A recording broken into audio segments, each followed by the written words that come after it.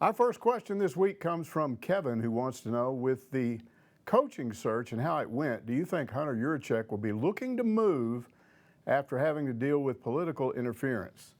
That's overblown a little bit. There was a little bit of that. He's not anywhere near wanting to leave. Here's basically what happened. Hunter Yurachek reached a point where he had a verbal agreement with Lane Kiffin. Then Kiffin's agent got involved. Yurachek pulled out, and right after that, he had a conversation with Barry LANNY Jr., really a sit-down interview. Went really well. LANNY answered all of his questions. He was blown away by how prepared he was. So at that point, he was prepared to offer him the job. And where the interference came was the Board of Trustees, probably with some pressure from some boosters who wanted Butch Davis, he never played for Arkansas, but he was around at that time of the national championship game. He got injured, never actually played in a game. This guy has a 13, 14-year history as a head coach. He's something like 86 and 39 or something like that. He's been fairly successful. He had an 11-1 season at Miami, and he was on Jimmy Johnson's Super Bowl teams at Dallas. So these people wanted Butch Davis all along, but they were also some of the people that brought Chad Morris into the mix the last time. So they were treading kind of lightly. And they just kind of sat back while Yurachek interviewed all these other candidates. But when he came to them with LANNY, I think those people went, whoa, wait a minute. If you're going to do that, Butch Davis is a much better candidate. He's been a head coach. He has a lot of experience. LANNY doesn't. So we're not going to approve this. And we think you should now, if you're that far down the road, we think you should now consider Butch Davis. Well, Yurachek wasn't having any of that. That's when he turned to Pittman. He liked Pittman. It was really almost like the same connection he had with Eric Musselman. He just kind of knew very early on after he started talking to him, okay, this is the guy. So he called the board from Georgia, from Pittman's home, I believe, and said, this is my guy. They all got together and went, okay, we're not blocking this. This is okay. And so they all kind of got what they want. Now, I don't know, a month and a half later, it looks like a really good hire. We'll have to see. But I would say at this point, Yurachek is not upset. And I would also say, if we reach the point where Sam Pittman does the same sort of things that Eric Musselman is doing, Hunter Yurachek is going to be so established as an AD, I don't think anybody's going to block anything he does in the future. Okay, next question. INHOGSWETRUST asks, how do you feel or are hearing how the current players like the coaching hires so far? Is there any word on the strength coach prospects? This is maybe a little hard for some of you to understand or figure out, but the media we do not have access to these players where you can just pick up a phone and call them, or if you run into a guy out on the street, hey, what's going on? I mean, you can say hi, but you're not supposed to ask them any questions unless this sort of encounter or whatever you're doing with the athlete has been approved by the coaches and the SID office. So none of us know for sure how these players feel. I mean, we've got ways of sort of determining that, sort of like when Kendall Briles was announced as the offensive coordinator, and right after that, Rakeem Boyd announced that he was coming back next year. I think you can assume Rakeem Boyd really likes the idea of Kendall Briles being the offensive coordinator. But I mean, you've had other situations like Colin Clay, the defensive end, the freshman defensive end, who had a good year, very promising young athlete. He goes into the transfer portal, and now it's announced today that he's going to go to Oklahoma State. So obviously he wasn't as impressed with some of the new coaches as maybe some of the other guys were. The word we're sort of hearing on him is that he really liked Stephen Caldwell, his defensive ends coach, and when Caldwell wasn't retained, he decided to leave. But I think sometime in the next few weeks, we might, when all of this settles down, maybe when recruiting is over, we might get access to some of these players to ask them about the changes, the new head coach, their position coach, the coordinators, and then we'll be able to answer a question like that a little better. I was there in 1969, asked, with Arkansas's dive into the football abyss during the past 8 years, at best, how long do you think it will take for the Hogs to be seen as a serious opponent by SEC competition? You know what? I could try to make you feel good by saying something like, hey, it'll happen by year 2 or year 3. But come on, who knows? I would remind everybody that about a month into Chad Morris's tenure at Arkansas, a lot of fans and a lot of us in the media thought, hey, this is going to work out, and it didn't.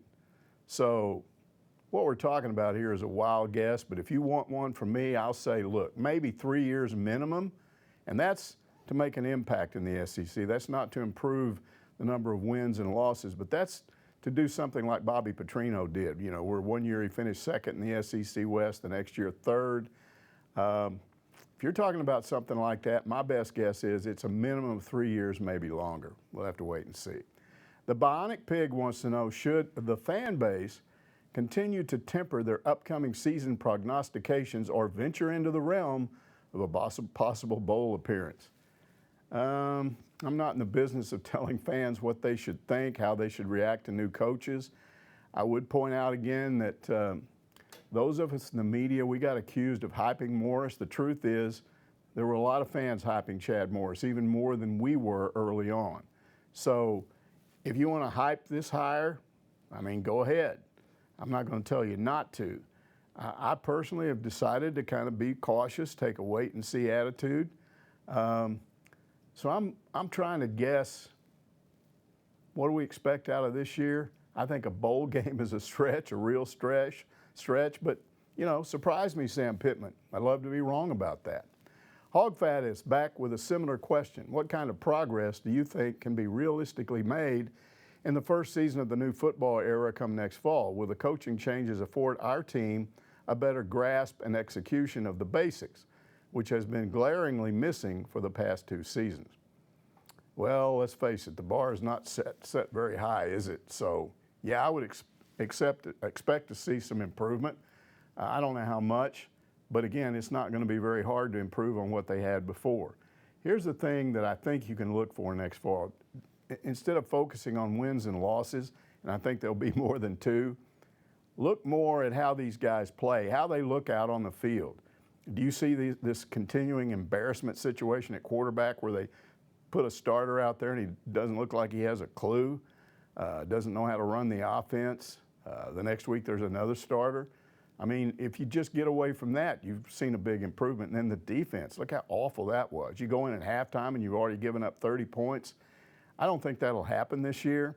So those are the kind of things that I think you can look for in terms of improving. And yes, that boils down to coaching and players responding to coaches, and that's where I expect to see a lot of difference.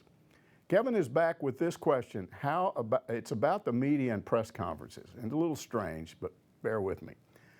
Why does the media let Bob Holt hijack press conferences with dumb questions like he did in the pre-Indiana press conference with Coach Musselman, asking about childhood memories and will those memories come back to him over the weekend? If you go back far enough, and you really don't have to go back that far, just before the internet, press conferences were for guys like me. Now, fans didn't see these press conferences, not unless it was something where it was on live and a coach got hired. So people didn't see these things. But at some point, somebody went, hey, I think it'd be good to put these up on our website. And all of a sudden, everybody's doing it. So now, if you want to take the time, you can sit and watch a formal press conference or one like this particular person is talking about, where it's just kind of a scatter shoot. Everybody gathers around Musselman and he stands there and talks. I don't think there are large numbers of fans that want to sit there and watch an entire press conference, but there are some. So guess what? If that's what you want to do, you're going to get what we get. Now, did what Bob Holt did annoy me? Bob does this all the time. He's trying to do features. And again, in the old days, if you wanted to do a feature, you could just walk into a coach's office or go to the SID and get permission to talk to a player. I used to set up inside the Broyle Center, and every day they'd have an SID person, a kid, a student that worked for him, and I would just tell him who he wanted, and he'd stand out in front of the Broyle Center, and when that player walked up, they'd bring him in to talk to me. So if I wanted to do a feature, I did it based on an interview that I did one-on-one with that guy, and it didn't have to bother anybody else. It's hard to do that now. In those days, there were 5 or 6 of us that covered the Razorbacks. Now there's like 20. It's just not possible. I think sometimes when you do features, you can get a one-on-one, but not very often. So basically, and I think this thing with Bob just popped into his head. Musselman started talking about being a kid when his dad was coaching, and they went into Bloomington, and he remembered games that they played there, and then Bob, a light bulb goes off in his head, and he starts asking 5 or 6 questions about what that was like, and did it completely derail the press conference? Yeah, for a while it did, but we finally got back to where we wanted to do, and again, it's our time. I mean, whether we're there for 10 minutes or 15 or 20 or whatever, we have to do what we have to do. For you, I think this is the way it is. If you want to watch those press conferences, you're just going to have to put up with it, because I don't think that's going to change. Bob Holt or anybody else has a right to ask questions for a feature, and if it's not something you're interested in, then you'll just have to wait until they get back to something that they are interested in. Okay, let's go to the next question. And this, Kevin is back with a really good one this time. I like this question. When Arkansas basketball teams and baseball teams play in Little Rock, why can't they at least stream the games? In this day and age, it is just ridiculous. It's not ridiculous if you understand why this happens, and there are kind of 2 separate issues. First is the equipment would have to be installed or rented by the university to do this one game in Little Rock, whether it's the basketball game or the baseball game, because it's not the responsibility of the particular arena or baseball field in Little Rock. Arkansas is the entity that wants to do this. It's not like, you know, in North Little Rock they're begging them to play that game. Arkansas wants to play that game. It is important to the coaches. It's important to the athletic department. Now, why would Arkansas not pay to do that? It's not because they can't afford it. I believe it's because they don't want to do it. This is a one-time-a-year game in Central Arkansas for basketball, one time for baseball, and I believe they want as many people as possible to come out there for that game. And to do that, you make sure that there's no way to watch it unless you show up. And the strategy worked. They had 15,500 fans out there for the Valpo game. And look, it was the best atmosphere of the year. It blew the doors off that place. I mean, the roof was about to come on. Look, if you were there, you would understand why they want to do this. This was Valpo. This wasn't an SEC game. This wasn't Kentucky, but it was a Kentucky-like atmosphere with the crowd. You would have not gotten that in Bud Walton Arena. So again, understand why they're doing this. It is important to the athletic department to have a presence in Central Arkansas. It is important to the coaches to be able to recruit in Central Arkansas. Let's say there's a kid, 8, 9, 10 years old, future basketball player, future baseball player. And he's sitting there watching this game, and everybody goes nuts. It's a great atmosphere, and he says to his dad, I want to be a Razorback someday. That's what they're aiming for. So if you have to miss one game a year, whether it's baseball, one game out of 50 or whatever it is, one game out of 30 in basketball, that's just the way it's going to be. All right, let's move on to the next question. This guy on Hogville says, physically there was no comparison between LSU and OU. OU gets the best players out of Texas. Do Texas high school players measure up to what's in the southeastern high schools? And if not, should we keep making Texas a priority? Where do I start with that one? I'll start with this. OU does not get all the best players in Texas. They get some of them. They've also, got to compete with the University of Texas. They got to compete with Texas A&M. They got to compete with Baylor. They got to compete with Texas Tech, Houston. Arkansas comes in there. Oklahoma State comes in there. So they're sharing those Texas high school football players with a lot of different schools. And, just to say, well, Oklahoma had all the best ones, everybody else had the others. That's not the way it is. Secondly, we're talking about one game, one LSU team, one Oklahoma team, and you watched it and you determined that physically there was a mismatch there. I don't think you can look at that and say better, more physical players are in the SEC area than Texas. The fact of the matter is there are 3 basic, huge recruiting areas in this country. One of them's California, one of them's Texas, and the other is Florida. And it's because of the population, it's because of the popularity of high school football in those states. So here we're sitting here, catty-cornered to Texas, It's not very hard to drive down out of Arkansas and be into Texas. And you're suggesting we might want to back off of Texas high school recruits? No, there's no way that's going to happen. What you do is you recruit the best players in Arkansas, you go into Texas and try to do some damage, and then I think with I think with Sam Pittman, you're going to see him recruit the kind of Georgia, Eastern Alabama, Northern Florida area, you know, that we see Alabama and Auburn also recruiting in Georgia. I think that'll help. I think he's also got ties in Tennessee from when he was an offensive line coach at Tennessee, so you see him going in there. I think you'll see Barry Odom and the Missouri influence. They're going to go into Missouri and recruit guys. So you want to have diversity. But again, in regards to your question, as possibly backing off from recruiting some Texas as much, no way is that going to happen. All right, let's move on to the next question. Unknown Nobody on Hogville asks, what are your thoughts on the hiring of Briles and Odom as coordinators? I believe they are the best offensive coordinator, defensive coordinator pair we have had since Don Breaux and Monty Kiffin. Well, we know what Breaux and Kiffin did. We don't know what these two guys are going to do. All I can say is it looks really good right now, and I hope it works out. But we're just getting started with those two. I will say this.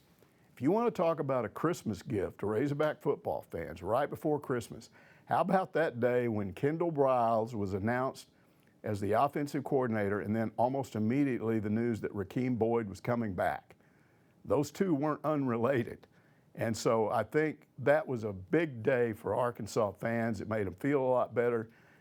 We'll see how this thing works out. But the truth is, I'm content to sit back and watch what they do. Some of you may not be, but we don't have a choice, right? We could sit here and talk all day long about what a great hire those two are, but until we see games, we're not going to know for sure.